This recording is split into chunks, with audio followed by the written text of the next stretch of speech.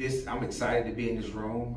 This is going into my first year at Tri-Cities. I've been a head coach for 6 years, and this is a complete change of pace for me, going from a 7A school with 2,500 kids in it to a 6A school with about 1,500 kids in it. So it's a nice change of pace already.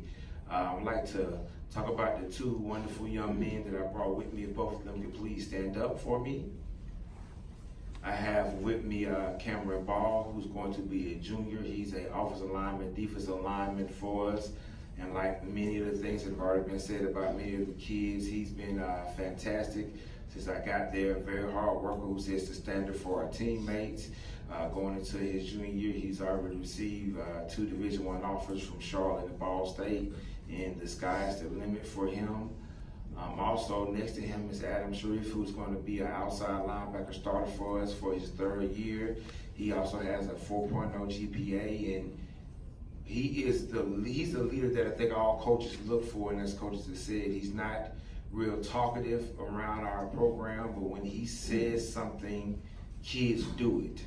And as I've already told him, I think that's the most important part about leadership. A lot of people talk, but everybody doesn't follow them. He doesn't always say a lot of things, and when he says it, everybody follows. So very appreciative and very thankful that I brought those 2 young men to show off. You guys can sit down for me. We're real excited at Tri-Cities. Much like Coach said, we got a brand new turf. We have not been on there yet, and they're going to have to wait a little longer. My belief as a head coach is that everything has to be earned. So now that we've got permission to get on there, we're still going to practice on the grass until we earn it.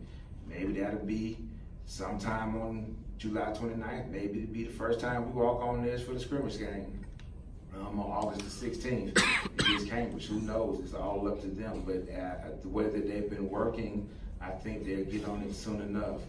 When people talk about expectations and belief, in my experience, I've been able to kind of see it all as a head coach, except for winning the state championship in my 6 years. And what it taught me to get to this point is that every day you just have to be better than what you were yesterday. So, and being the last 6 years kind of being in a county with only 3 schools, and then coming to a county with 17, I've been used to kind of being off into the cut.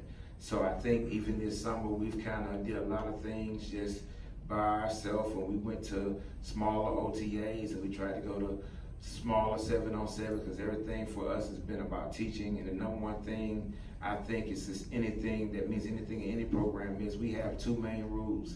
For my coaches to love players. If you don't love players, it will not matter what you try to teach them, because they will not listen.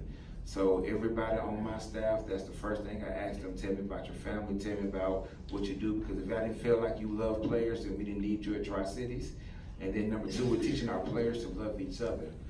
When I first got hired and I walked into the weight room, we might have been 18 kids there. There are now, I think this summer, we've had 67 kids come to at least 10 days of voluntary workouts. So our numbers are increasing so much that we're going to have to buy some new helmets. We don't even have enough jerseys right now to outfit everybody if we wanted to dress everybody on a Friday night. So we're going to have to address that issue. But I think 60 is a good number. When I'm coming from a program where I had 25 kids, I felt as a head coach, I didn't get a chance to, at some point, touch everybody. So being able to get a chance to touch my kids, and we generally haven't just been focused on loving each other. We play in a very hard region with several teams that are very good, and our expectations for this year is just simply to get better every day. Everything else will take care of itself. Our motto is rebuild the city. And so we have somebody that's starting to look up to our basketball team, being now state champions, and just seeing how they model themselves, how they act in the building, and those things, that's what we're trying to live up to. And we know that if we just take it day by day, there's no, hey, we got to make the playoffs this year. There's no, hey, we need to win 5 or 6 games. We don't worry about any of that. We're just simply worried about being a better football team on Monday than we were the last time we got together yesterday. And then on Tuesday, we'll repeat and keep going, and then everything will take care of itself. And at the end of the season, we'll look back, and maybe it'll be just 1 win, maybe it'll be 10. We don't know. But we do know that if we continue the process, then you get good, and when it happens real fast. So we're very excited to try to go about the process of rebuilding the city, and we are looking so forward to this football season. And thank you again for having us. And if you've got any free time, you're always welcome in East Point to come check out Tri-Cities. Thank you.